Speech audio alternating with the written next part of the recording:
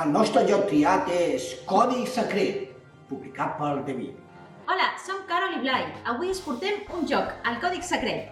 Un joc creat per Brothers Batty. Un joc d'espies, d'espionatge, un joc per esbrinar mots. La durada és de 15 minuts, aproximadament, de 2 a 8 jugadors, encara que el recomanable és a partir de 4, i a partir d'uns 10 anys. On hi haurà 2 equips, equip blau, d'espies i equip vermell. També tindrem les pistes, que són els mots, on tindrem un tauler de joc preparat amb 25 cartes, tindrem un espia doble i els civils, un rellotge de temps i la clau. El joc tindrà 2 equips, el vermell i el blau, i cada un d'ells té un cap d'espies.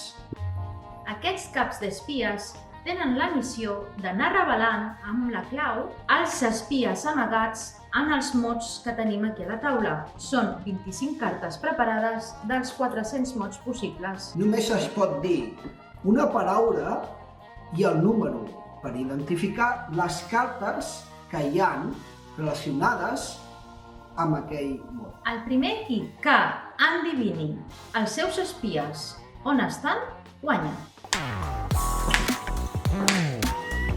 Com juguem? La carta que només recordeu veuen els caps d'espies és aquesta de que ens ha tocat. Comença l'equip del color que està aquí a les puntes. En aquest cas, comença l'equip vermell. Tots 2 caps d'espies veuran tot el panell, que és el mateix que hi ha aquí. Llavors, cada cap d'espia té un torn. En el torn d'aquest espia té que dir un número, per exemple, 3, on hi haurà 3 mots relacionats amb la paraula que vol dir. Hi ha una carta que és molt especial, la carta de gent doble. L'equip que comença ha d'agafar la carta de la banda del seu color i ficar-la a la seva pila i tindrà un espia més per trobar. Per exemple, comença l'equip vermell donant una pista. 2 dels noms en clau que ha d'endevinar a l'equip són ull i peu. Estan relacionats amb el cos humà, de manera que el cap diu cos, 2. L'equip, si endevina, posarà els seus 2 agents a sobre les cartes. La teva pista només pot tenir una paraula i no està permès donar cap altre indici. Per exemple, no podries dir potser és una mica agosserat, però esteu jugant a Còdic Secret. Totes les accions són agosserades. A més, la teva pista no pot ser cap dels noms en clau que hi ha a sobre la taula. En torns posteriors, alguns noms ja estaran coberts, de manera que una pista que inicialment no era vàlida podria ser-ho més endavant. Tenim un rellotge de sorra que és opcional per fer-lo servir quan triga massa en reaccionar. Tic-tac, tic-tac, tic-tac. Les cartes de civils són les que estan repartides en el panell. Si, per exemple, un equip encerta una d'aquestes, no n'hi ha cap espia. Perd el torn i continua a l'altre equip. Si endevino un mot que després resulta que és de l'equip contrari, estic perdent el torn del meu equip i a més li estic donant a l'equip contrari un punt. I si per altra banda caiem on hi ha la carta de l'assassí, hem begut oli i hem perdut la partida.